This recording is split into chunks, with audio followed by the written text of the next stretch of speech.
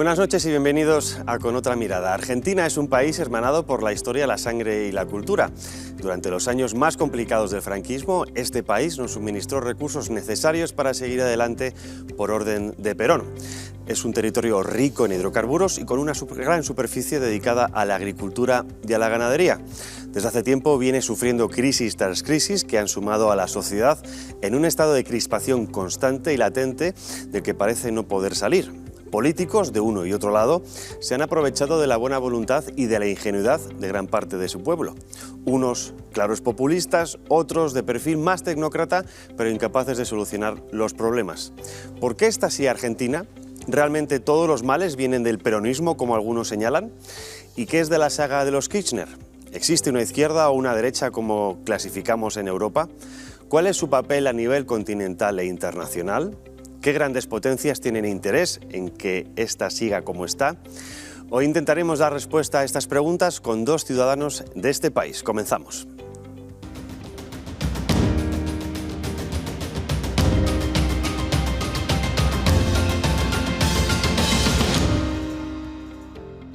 He dicho ciudadanos, pero ciudadanos es poco porque son antiguos políticos, algunos en sus cargos, dedicados a la cultura, a gabinetes de presidencia, y eso obviamente nos va a enriquecer muchísimo el debate de hoy para conocer qué es lo que realmente pasa con Argentina.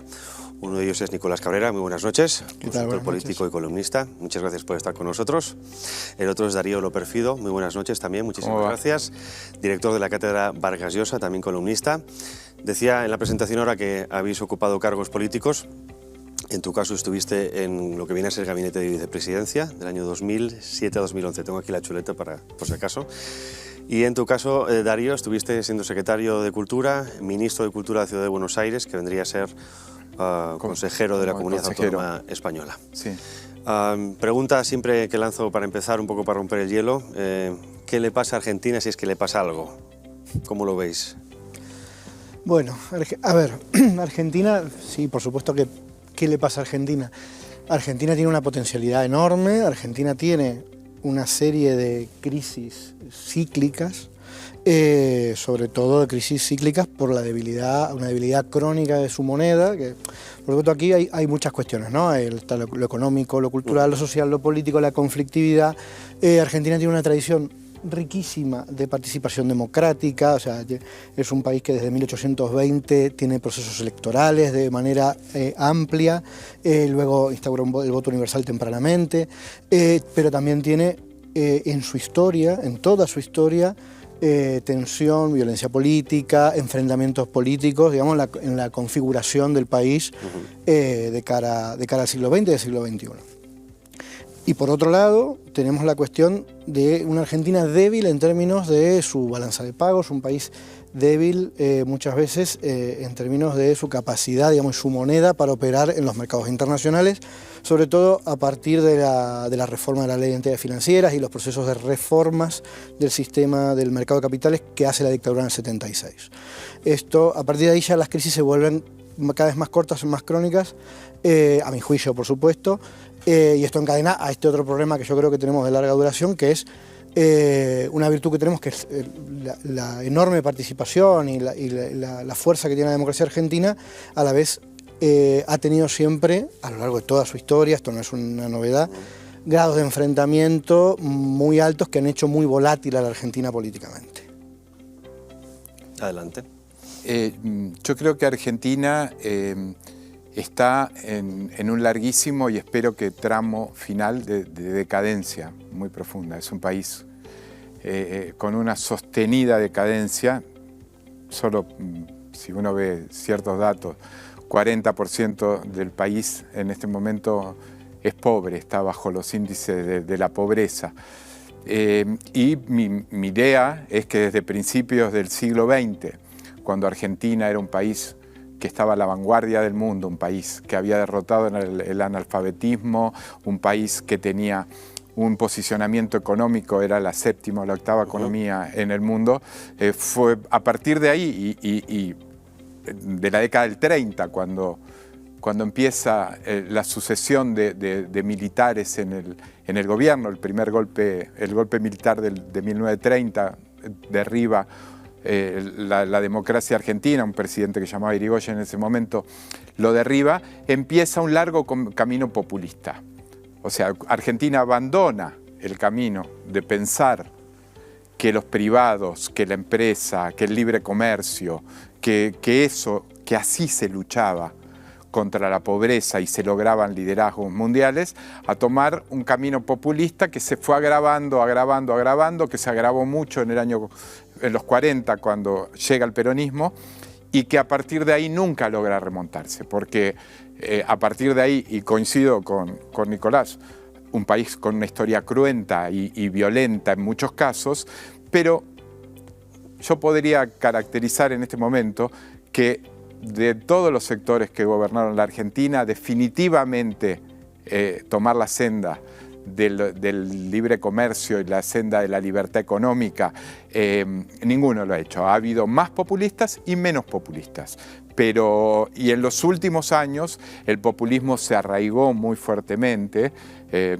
Claramente yo le pongo ahora una responsabilidad muchísimo mayor a lo que pasa desde que el kirchnerismo llega al gobierno, y lo que arroja como resultado un país tomado por el populismo es estos niveles de pobreza, estos niveles de decadencia educativa muy grandes, estos niveles, digamos, donde el corporativismo en la Argentina es lo único fuerte.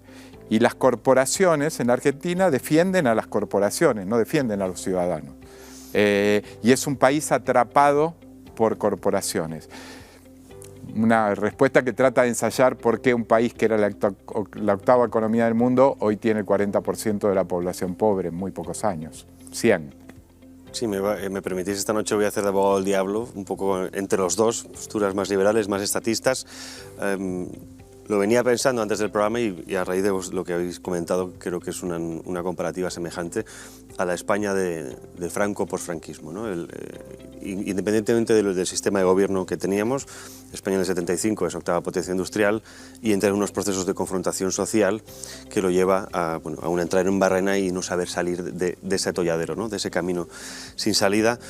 Sí que también es cierto que, y aquí pido disculpas porque la palabra populista a veces creo, esto a ver cómo lo consideráis, está mal utilizada o está utilizada como arma política cuando la política es populismo en sí mismo, ¿no? Es decir, la política, si no mueves al pueblo de alguna manera, no hay política.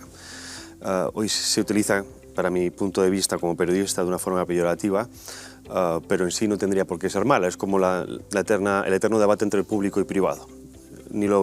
Todo privado es bueno, ni lo todo público es bueno. Simplemente lo que se requiere es una buena gestión. Y aquí es la pregunta que... Pero ya tú sola idea de decir que hay que mover al pueblo... sí, claro, nos tendríamos que preguntar qué es el pueblo. Es una idea de intentar mandar a partir de una idea predeterminada al pueblo.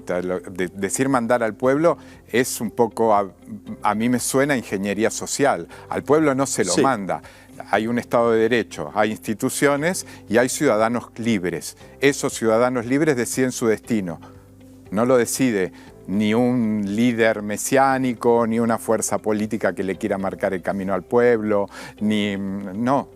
O sea, la democracia y el Estado de Derecho resuelven esos problemas de manejar al pueblo. Está bien, pero sí es verdad que acá hay un tema que me parece interesante, que es que cuando decimos populismo, ¿qué decimos? ¿No? Porque a veces las palabras, ¿no? Siempre, el ejemplo con lo de populismo es como, o sea, una palabra que sirve, que es la misma palabra, republicano. Si yo le digo que alguien es republicano en España, estoy dando una connotación de unas características. Sí. Si yo digo que alguien es republicano en Estados Unidos, estoy diciendo una cosa completamente diferente, estoy usando la misma palabra. Entonces creo que así está bien acotar o intentar definir los términos, aún en el desacuerdo sobre los términos, porque creo que hay una noción de, o sea, cuando Darío, corregime porque no quiero hablar por vos, pero cuando Darío habla de populismo, yo creo que tiene que ver con ese vínculo que se hace el término con la demagogia, con el uso. Con la demagogia, sí. Entonces, yo en ese sentido, digamos, creo que digamos, el término populismo, en el sentido también en el que vos decías, que tú decías,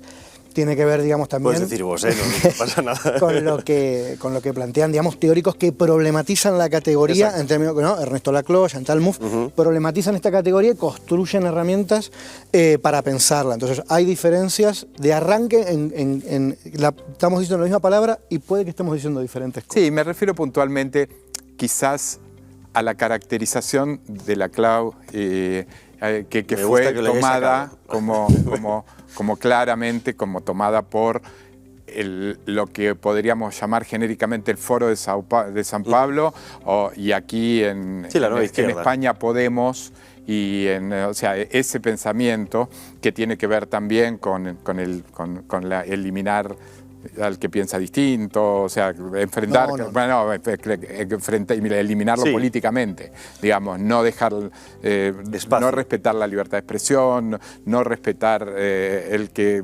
digamos, una cosa muy de enfrentamiento social que está ligada a la conservación del poder. O sea, ellos hablan de ese tipo de prácticas para conservar el poder. No, pero en esto yo creo, para empezar, hay una cosa que... Me encanta porque hemos ido por otros derroteros, pero seguid, ¿eh? O sea, me encanta porque eso además es un debate que quería meter. Nada, por volver después a la cuestión... Porque además precisamente son autores argentinos, ¿no? Más general de la Argentina y de su rumbo, digamos, de su lugar en el contexto internacional. Hay una cuestión, digamos, se habla de populismo, pero de hecho, el kirchnerismo en sus 12 años viene a restaurar el Estado. Estaba el sistema de partidos políticos demolido, digamos, hay un proceso, los dos grandes partidos de la Argentina, la Unión Cívica Radical y el Partido Justicialista y el peronismo, están completamente deslegitimados, y toda la dirigencia política, la que sea el 2001, que se vayan todos, completamente deslegitimados. Néstor Kirchner construye con muy pocos votos, como dice Cristina Fernández de Kirchner, decía, con más pobres que votos, con el 24% de los votos y 50 y pico % de pobreza en Argentina en ese momento, reconstruye en un tiempo muy rápido la legitimidad del Estado.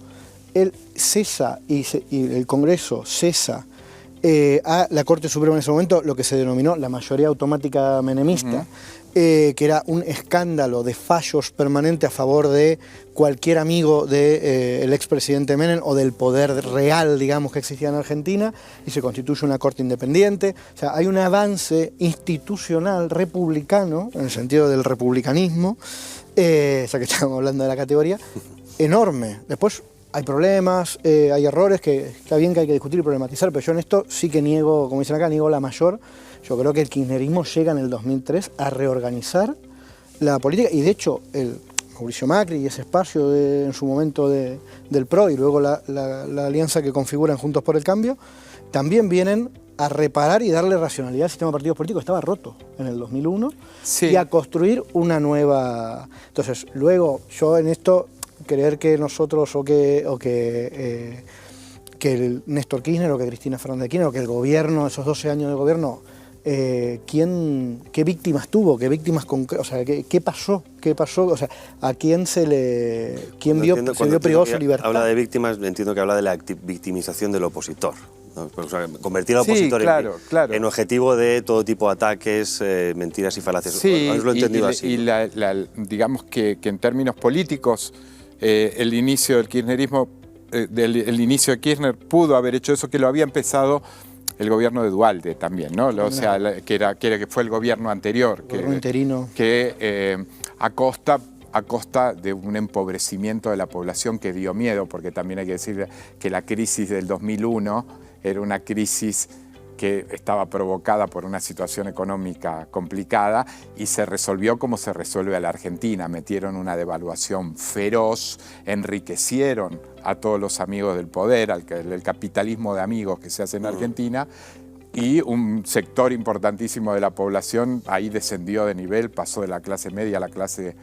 baja, y eso, sobre esa base y haber declarado el default, o sea, no pagar la deuda, hay un primer momento sí de reordenamiento, pero después hay un momento ya claramente, primero de capitalismo de amigos que sigue, empieza un nivel de corrupción muy alto. Hoy en la Argentina, luego de 17 años, se procesaron a unos funcionarios públicos de esa época por un caso de unas coimas con una empresa sueca que se llama Skanska, para que les habían dado coimas para darle una obra directamente sin licitación pública.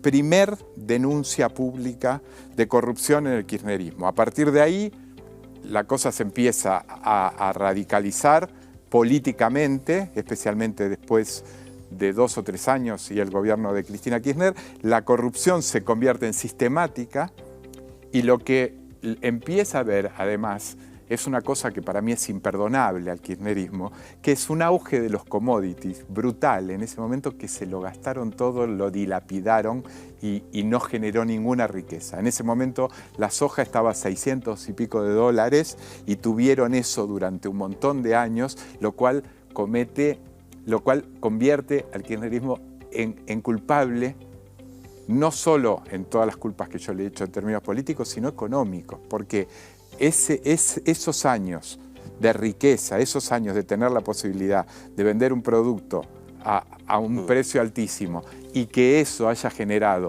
como consecuencia, mirando la foto final hoy, 40% de pobres, es imperdonable, es completamente imperdonable. Me preocupa porque veo similitudes con España, en algunas cosas el camino, ¿no? Es eso. Ahora están diciendo, hay algunos analistas que dicen Argentina va camino de ser Venezuela, España va camino de ser Argentina.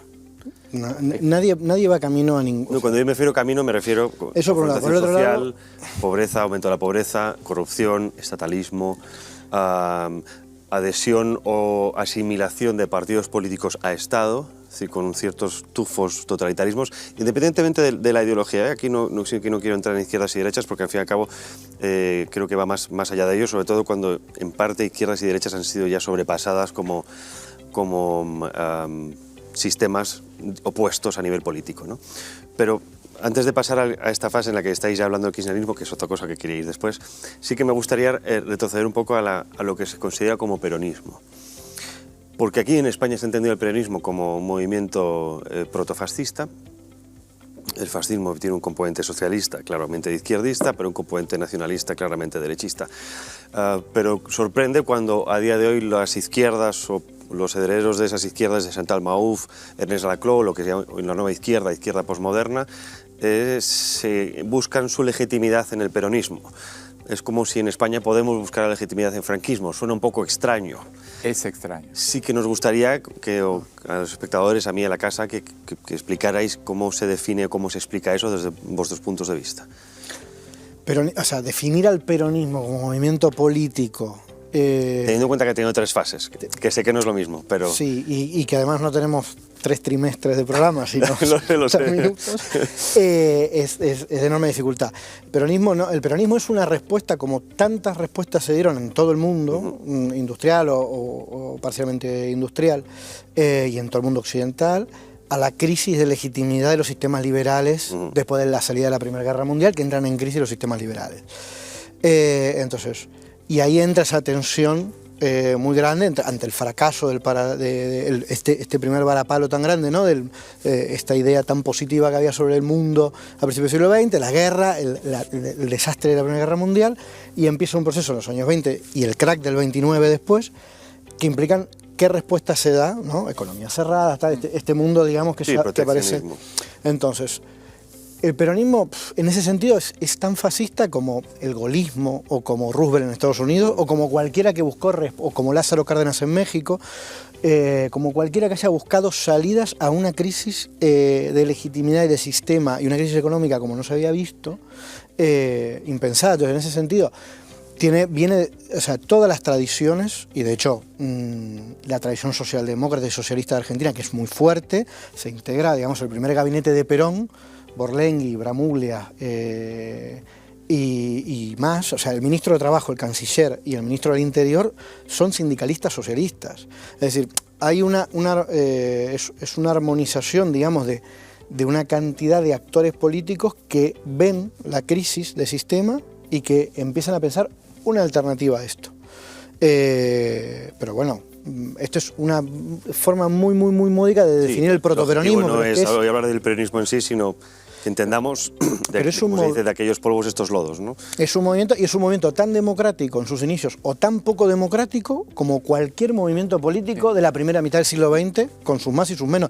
Ahora todo nos parecería, ahora cualquier partido político de esa época nos parecería poco democrático con los estándares de democracia que hemos alcanzado todos. Pero el kirchnerismo hoy tiene algo de peronismo, es decir, claro. ¿le queda algo de peronismo? Todos tienen algo de peronismo. Lo curioso Lo curioso es que se convirtió en una... Mario Vargas Llosa hace muchos años, en una famosa conferencia que se hizo en México cuando el PRI gobernaba, delante de Octavio Paz, hablando de las dictaduras en Latinoamérica, él hizo una famosa frase, dijo: yo no sé por qué cuando hablan de las dictaduras se exoneran a México. México es la dictadura perfecta. O sea, son de derecha y son de izquierda, pueden hacer esto y lo otro. Lo único que hacen es pasan los años y gobiernan siempre ellos y se han apropiado del Estado.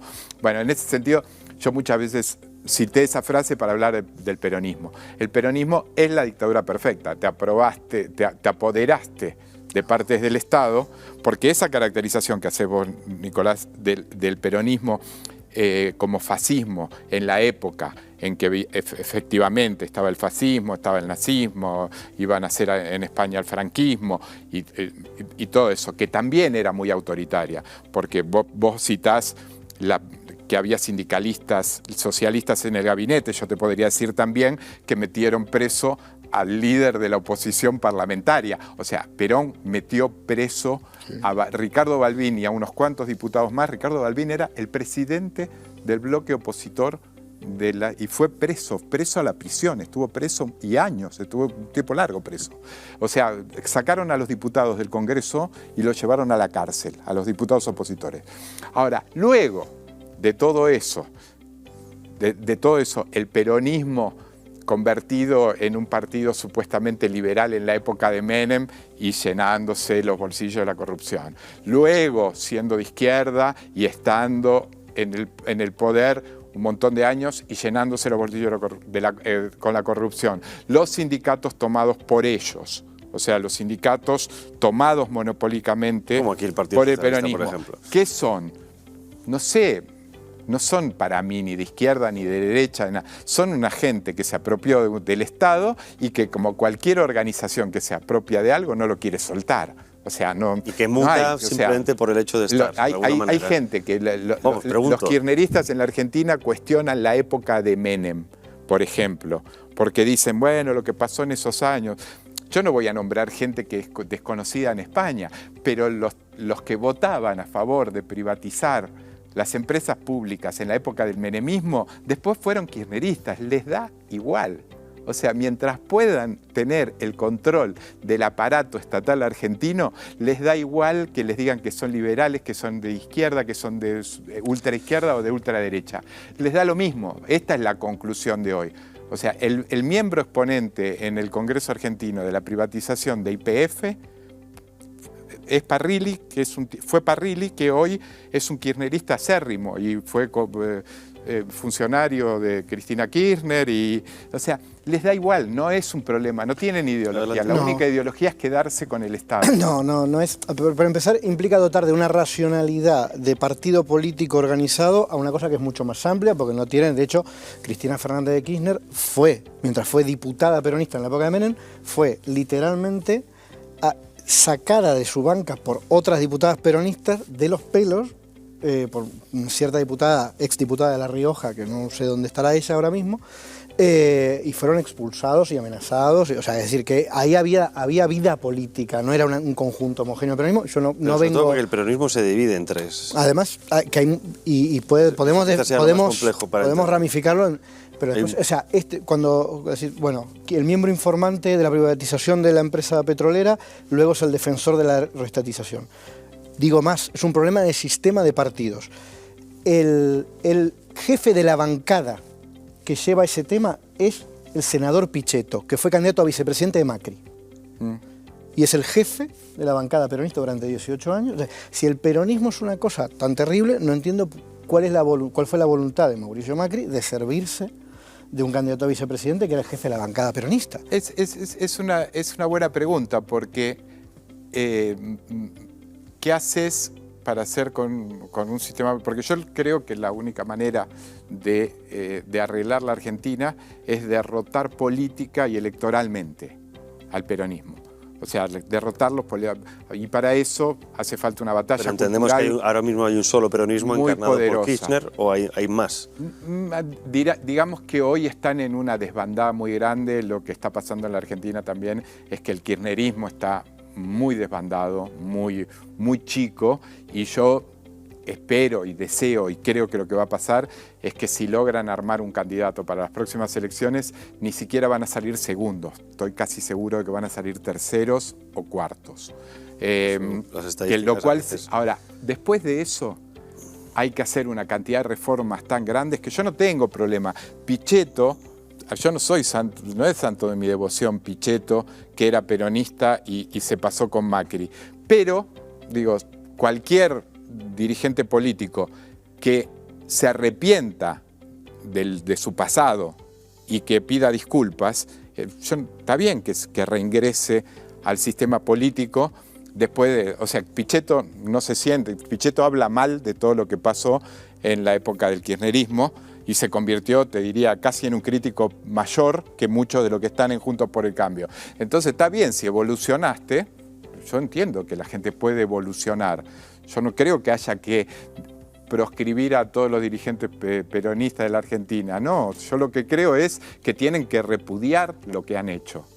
Tienen que repudiar haber condenado a un país a que hoy la gente, los españoles que van a Buenos Aires y dice qué linda que está Buenos Aires, yo te llevo a 15 minutos de Buenos Aires y es la India. Es un barrio malo de la India. La inseguridad, obviamente, es un factor. Bueno, es la gente no teniendo la pobreza que se une a la inseguridad es algo muy común en Hispanoamérica. Para educarse. Es 3 generaciones de argentinos que no han podido trabajar ni estudiar. O sea, a eso. Entonces, si no derrotamos conceptualmente esa idea y vamos a una idea de decir todo lo que hicieron terminó en esto, o sea, es empírico. Pero ahí fuera de la ideología hay un problema, o quizá puede ser uno de los problemas, que es el pensar en el papá Estado me soluciona a mí. Digo, fuera de lo que es el peronismo, ¿no? Es decir, en España hay algo muy semejante también. La gente ha ido perdiendo quizá esas ganas de trabajar por sí mismo, de llevar a cabo proyectos propios y tiende más hacia lo estatal, ¿no? La mayoría de los jóvenes hoy quieren ser funcionarios. Eso no tiene por qué ser malo.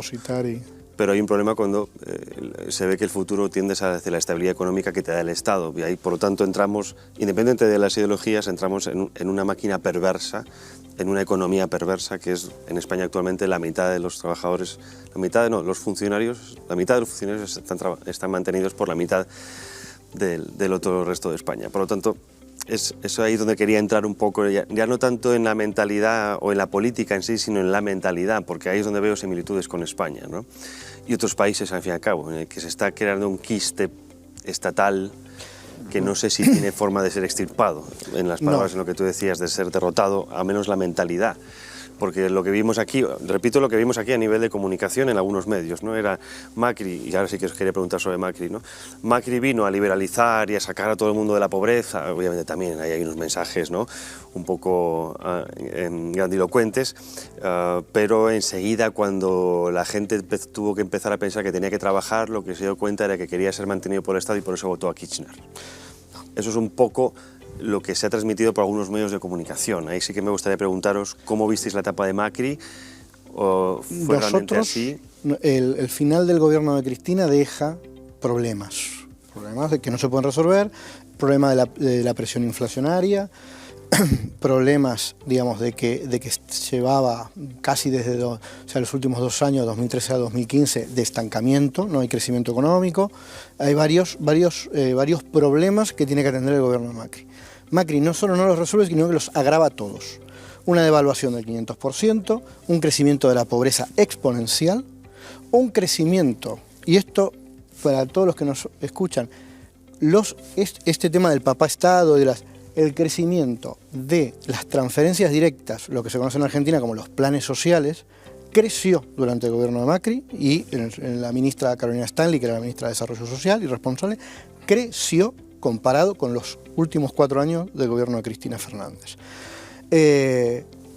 Por la razón que sea, por tomar una decisión, y fue esa la decisión, pero fue devaluar la moneda en una proporción, es decir, una persona que el 10 de diciembre de 2015 ganaba 1.200, 1.400 euros, cuando se fue Mauricio Macri ganaba 380 euros, licuó el salario. La función de Mauricio Macri fue licuar el salario de los argentinos, las rentas del trabajo, para transferir renta extraordinaria a sectores concentrados de la economía que exportan. Y es una decisión de política macroeconómica y es genuina, pero sus consecuencias son las que estamos viviendo ahora. El 40% de pobreza, que efectivamente es, como dice Darío, hay 40% de pobreza y es escandaloso, es en gran medida por decisión de Mauricio Macri de destruir la moneda argentina para generar un saldo extraordinario de dinero para que determinados grupos liquiden sus saldos exportadores. ¿Cómo definiréis a Macri? Yo no soy del partido, no soy del partido Macri. Sí, no hace falta ser de ningún partido, pero se le entiende como liberal. Pertenezco,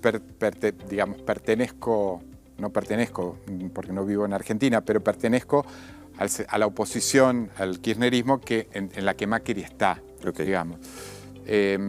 Yo lo que creo porque Macri mismo lo dice, yo creo que lo que le pasó no le fue bien. Un gobierno que sí yo rescato, que haya hecho una reinserción de Argentina en el mundo. Argentina pasó a tener los aliados que tenía que tener, la Unión Europea, Estados Unidos, dejó de tener como aliados a Irán, a Venezuela, a todo esto que había generado el kirchnerismo, en algunos casos muy peligrosos, un pacto de entendimiento con Irán, o sea, cosas muy complicadas que trajeron consecuencias muy complicadas. En ese plano, el gobierno de Macri fue un gobierno como de vuelta a la normalidad.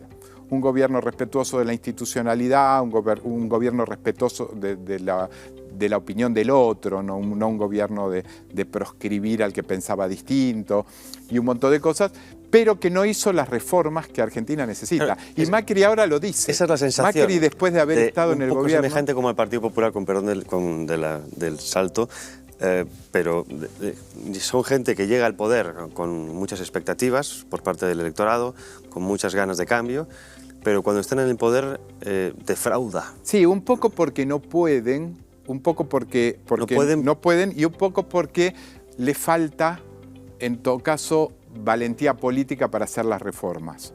Yo siempre doy un ejemplo de cómo se saca a un país del estancamiento. UK estaba en un estancamiento por un Estado sobredimensionado, con sindicalismo durísimo, con paros todo el tiempo, hasta que llega Margaret Thatcher al gobierno. Margaret Thatcher toma medidas simpáticas, hace demagogia, hace populismo, no.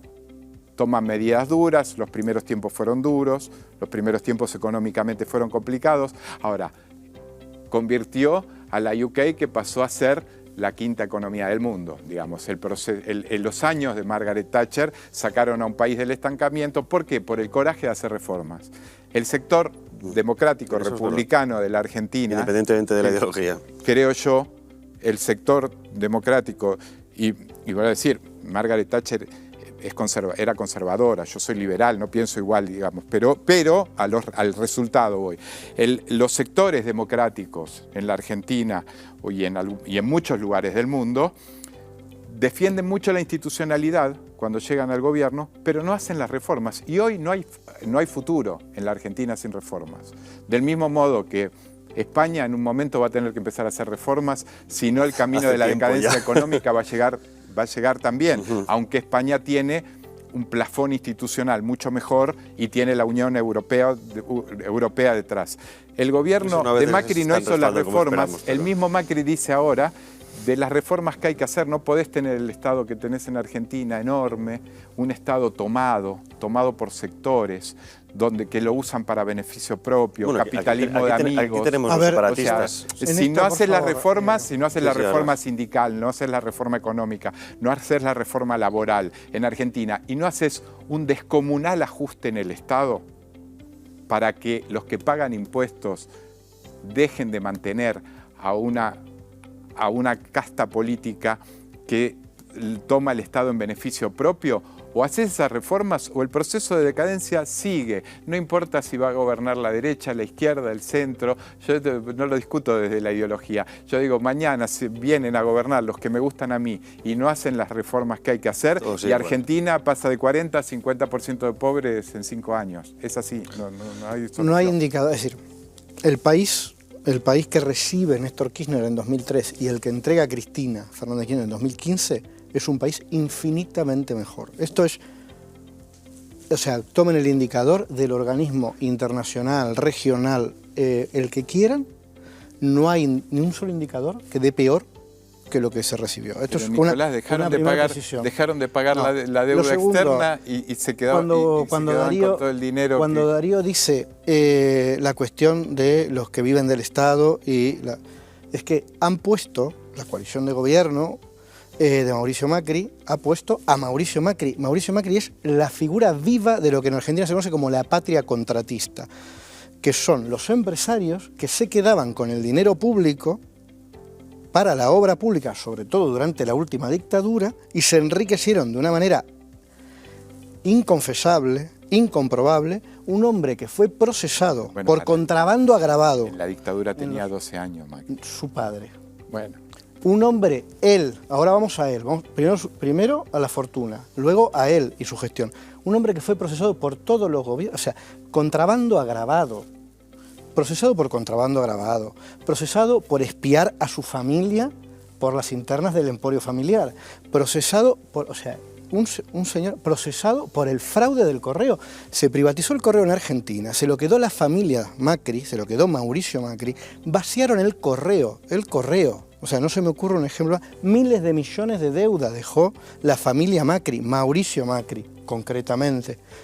Entonces, se pone a la referencia máxima, una de las referencias máximas del porqué, que creo que tenés razón, que creo que tenemos que hacer autocrítica como sociedad, tenemos que ser una democracia menos corporativa, pero se pone al referente máximo de lo peor de esas prácticas corporativas, como es la cara de la patria contratista, a los mandos del Estado. ¿Y qué fue lo que hizo los mandos del Estado? Saquearlo, devaluar para que sus amigos puedan exportar a saldos increíbles mientras se empobrecía a la población. Un trabajador en Argentina en 2015 ganaba $1.200 y ganaba 300 y pico cuando se fue Macri. Estos son los hechos. Si quieres responder, antes de que preguntaros, porque creo que el análisis es... Podría decir muchísimas cosas, pero yo no soy el que, el que tiene que defender a Macri. O sea, aquí no estamos defendiendo a ninguno, simplemente... Yo soy infinitamente más liberal que Macri y que la coalición con la que Macri gobernó, que era una coalición, por lo demás, yo diría socialdemócrata. O sea, no era un gobierno... Suele pasar con que lo que se supone que es derecha acaba siendo socialdemócrata. O sea, y que, independientemente de que algunas cosas que dice Nicolás, me vi en la necesidad de aclarar, porque dije, no lo mezcle con la dictadura, pues es una cosa que hace el kirchnerismo. Usar la frase, usar los tiempos mal. Dice, se enriqueció con la dictadura, tenía 12 o 14 años de la dictadura. Su padre hizo otra cosa, su padre, fiel a todo lo que Nicolás describió, terminó siendo amigo de los kirchneristas, no amigo del gobierno de Macri, no amigo de su hijo. En el gobierno de Macri, él terminó siendo como un amigo del kirchnerismo que le dio una mano para hacer negocios, fuera de la Argentina. Independientemente de eso, vuelvo a decir, el camino inevitable de las reformas.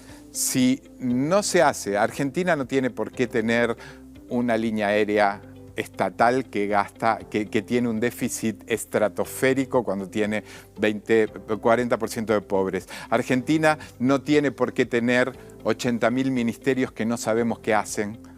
No sabemos qué hacen. O sea, hay un montón de ministerios, porque es como donde hay que poner a un tipo con el que arreglas en la política, le das un ministerio. Es un poco lo que ha hecho acá también el Partido Socialista y Podemos, hacer un montón de ministerios para poner gente.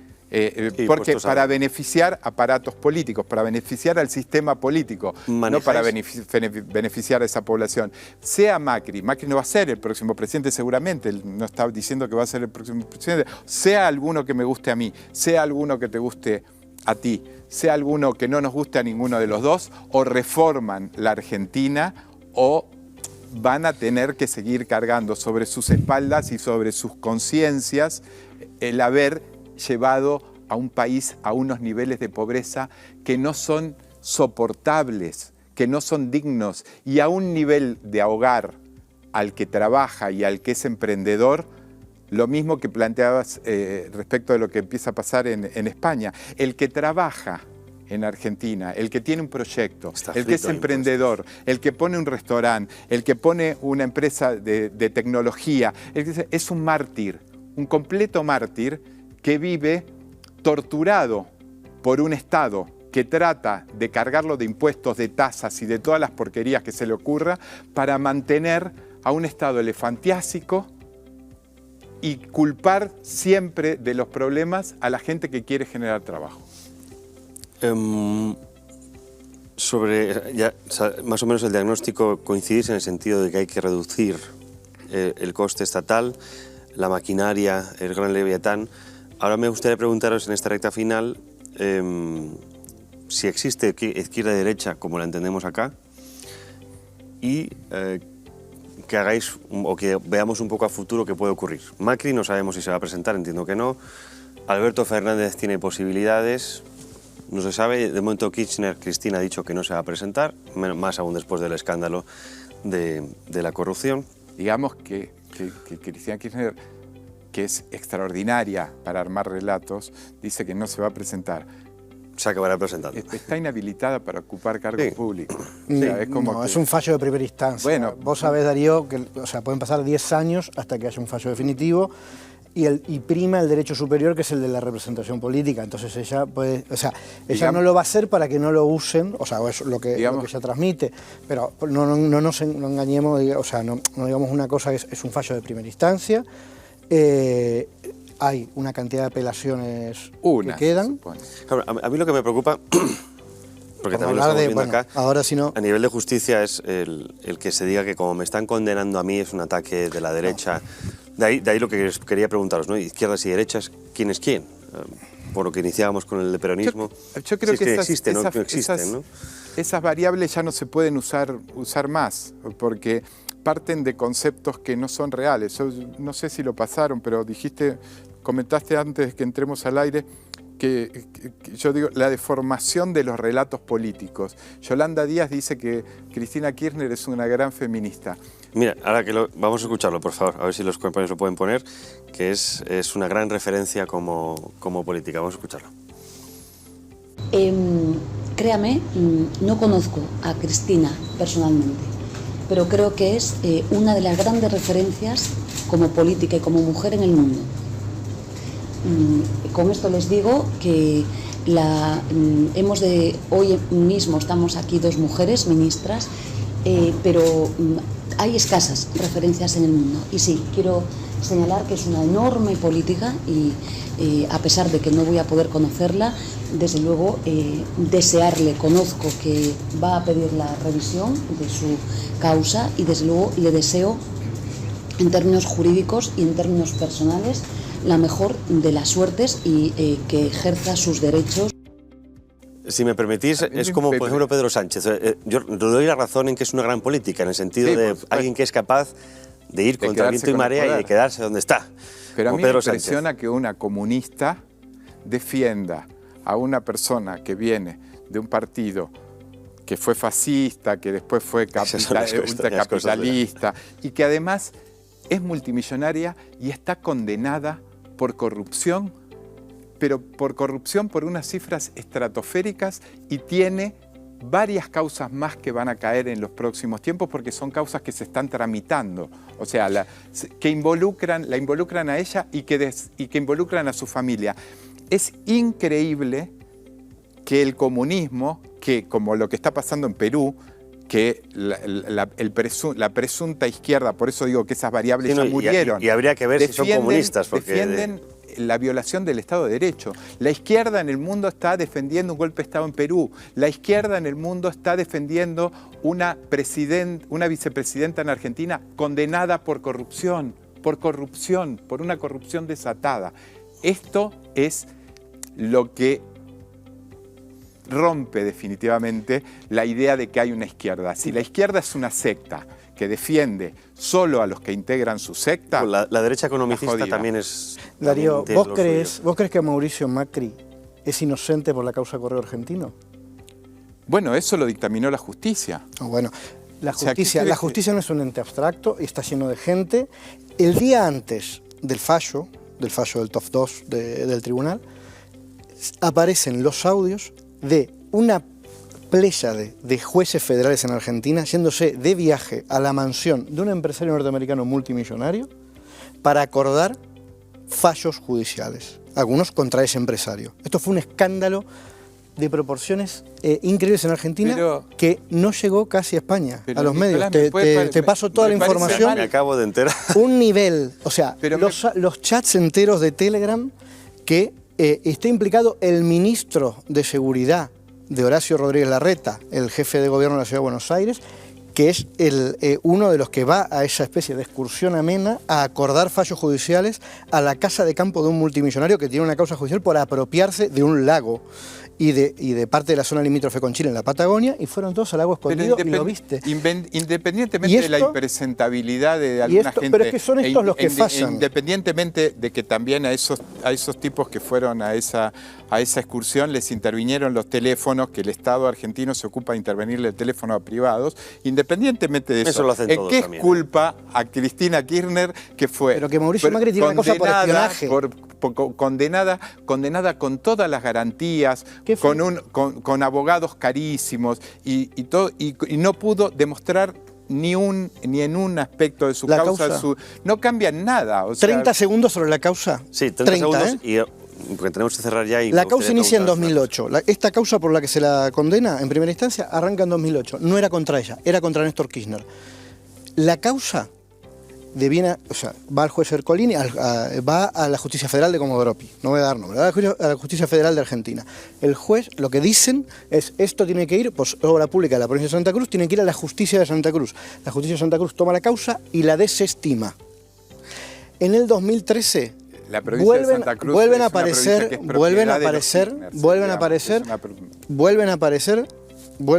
la causa, se vuelve a presentar la misma causa en 2013, donde ya Néstor Kirchner, como falleció, ahora la culpable es Cristina. O sea, es una cosa, atentos a este proceso de transubstanciación o de cambio, digamos. Se vuelve a se desestima. Hay un principio. O sea, eso se resolvía muy fácil, ¿no? Cristina podría haber dicho el que robó fue Néstor. Por favor, no se hace. O sea, hay una cosa que es elemental, que no se hace hablar a los muertos. Es de un pésimo gusto. Claro, si a mí me van a meter preso porque alguien que robó se murió, yo digo, no, yo no robé, robó el que se murió. No, es que no robó nadie. Hay un principio, que es el de non bis idem, es un principio de derecho, no se puede volver a juzgar por la misma cosa. Pero ¿qué pasa? Durante el 2015, del gobierno de Macri, el Estado de Derecho desapareció. A ver, una de las manos derechas de Mauricio Macri, Simón Pepín Rodríguez, está prófugo hace 600 días, que es el equivalente a un eurodiputado, diputado del Mercosur, está prófugo hace 600 días por una causa por cohecho, por amenazas, por amañar causas judiciales contra empresarios y contra políticos. La famosa mesa judicial de Argentina que armó el gobierno de Mauricio Macri, este hombre está hace 600 días prófugo, al mejor estilo Puigdemont, está hace 600 días prófugo, aprovechando que es diputado del Mercosur, porque arreglaban causas judiciales para sobornar, para apretar, para amedrentar a dirigentes políticos, sindicales y empresariales. Esto fue el gobierno de Mauricio Macri en términos de instituciones. Y como decía, Cristina fue juzgada, fue desestimada, se volvió a armar una causa incumpliendo el principio de non bis idem. O sea, esto es el lavajato, lo mismo que hicieron con Lula, es exacto. Pero si el lavajato era una organización delincuencial. Quiero preguntar por el futuro. Han coimeado, empresarios han coimeado a todos los políticos, no solo de Brasil, lo que vemos es que la corrupción sino de un montón de lugares de Latinoamérica. De la ideología, la corrupción es un hecho. Hay un problema endémico, como bien hubo en decíais, Italia además, durante muchos años. Y para hablar de esto tendremos que estar tres meses de programa. Pero para dar una imagen de futuro, ¿qué puede pasar con Argentina? Sé que me gustaría primero preguntar, del lado del kirchnerismo, del peronismo, ¿puede existir un kirchnerismo con lo que está pasando a la Cristina Kirchner, es decir, qué puede hacer para renovarse de cara a las próximas elecciones, y por el lado de la contra, ¿hay algún perfil que suene como fuerte? ¿Se está construyendo, conoces que se esté construyendo o se puede construir una contrapolítica armada, fuerte, cohesionada, articulada en todo el país que sea capaz de enfrentarse a los Kirchner en las próximas elecciones? Tenemos 1 minuto y medio para cada uno, sé que no es mucho, pero os agradecería brevedad porque nos tenemos que marchar. Argentina tiene enormes potencialidades. O sea, a mí es una cosa que me produce mucha preocupación el discurso del derrotismo con respecto a Argentina. Argentina es un gran productor de energía, es un gran productor de alimentos, tiene alguna de las fuentes de litio más importantes del mundo, tiene inteligencia, tiene una de las universidades más importantes del mundo y tiene una red universitaria de privilegio. Pero hablo del kirchnerismo, ¿es capaz de sobrevivir a lo que está ocurriendo? El kirchnerismo como es un fenómeno dentro del peronismo, dentro de los grandes movimientos políticos de la Argentina. A ver, es imposible, a Cristina se le ha dado por amortizada en 2015 y acá está. Entonces, hay que ver, yo creo que Cristina no va a ser candidata. Alberto Fernández, es muy posible, o sea, ¿cómo se ve hoy? Que no significa que vaya a suceder. Si Sergio Massa, como ministro de Economía y como un hombre que representa al sector moderado, digamos, del peronismo, logra ordenar las variables macroeconómicas y logra enfriar lo suficiente la inflación, tiene una proyección interesante para ser candidato. Creo que ni Cristina ni Alberto en este momento están en condiciones. Creo que hay otros actores, que hay una renovación generacional. Eduardo Guado de Pedro, ministro del Interior, es también un perfil muy interesante. Es decir, hay banquillo, como dicen acá. Y lo último, y muy breve, digo, creo que hay un problema muy grave. Hay claramente 2 modelos de país que han estado enfrentados desde 1930 hasta ahora. Y en términos económicos, unos hemos mirado a Estados Unidos, Alemania, a los países industriales, porque era nuestro ejemplo. Otros han mirado a los países agroexportadores, Australia, Canadá, Nueva Zelanda, porque eran otro ejemplo. Ninguno de los dos hemos podido consolidar ninguna. O sea, a nosotros nos faltaba millones y millones de habitantes para consolidar un mercado interno que pudiera llegar a ese lugar. Y al otro modelo le sobran millones y millones de habitantes para consolidar un modelo exportador neto. Entonces, tenemos un problema de empate que tenemos que resolver porque tenemos la inteligencia y la capacidad en Argentina para resolver ese empate de alguna forma. Y creo que lo que decís vos de la cuestión corporativa es importante. Sin romper las estructuras de la Argentina corporativa, sin un programa de reformas de una intensidad inusitada, sin eso no hay arreglo. Si llueve mucho nos salvamos, si no llueve, si ahora el problema va a ser la sequía, no. O sea, tenés un país derrotado culturalmente, tenés un país con un problema de educación muy grande y tenés un país donde tenés que hacer una reforma sindical, una reforma laboral, una reforma económica y una reforma del Estado. ¿Por ahora hay alguien que sepáis o que conozcas tú, que sea un referente que yo no hablo de ese carro? Yo no me gusta hablar. Por dar nombres quizá a los espectadores para que les vaya sonando. Quizá diga, pues mira, a nivel académico está esta persona. No me gusta hablar de personas porque no creo que las personas arreglen las cosas. Los arreglan las sociedades apoyadas por políticos decentes que quieran arreglar verdaderamente las cosas. Sí creo que un paso adelante es la derrota inapelable y la desaparición como agente determinante de la política de lo que hoy se llama kirchnerismo. Si se armara una masa crítica donde Juntos por el Cambio ganara las elecciones y Milei, que es una fuerza emergente, saliera segundo y el kirchnerismo viniera después marginalmente y fuera una fuerza marginal, creo que hay alguna chance. Mientras esto no suceda y sigan siendo determinantes en la política, no, porque ya lo han demostrado. Gobernaron 20 años de los últimos 24 y convirtieron al país en un país con 40% de pobres. Pues Darío Oro Pérfido, Nicolás Cabrera, muchísimas gracias por estar con nosotros. Os seguiremos invitando porque veo que aquí hay debate y eso se agradece tanto por mi parte como los espectadores para tener una imagen más completa de lo que solemos ver en otros medios de comunicación. Muchísimas gracias por estar aquí esta noche. Gracias por la invitación. Y como siempre, gracias a ustedes, gracias por acompañarnos en esta ocasión. Espero que estos invitados de hoy les hayan ayudado a tener esa imagen más amplia de Argentina, que es un país complejo y también es un país hermano que es importante conocer. Así que nos vemos en la próxima ocasión. Hasta pronto.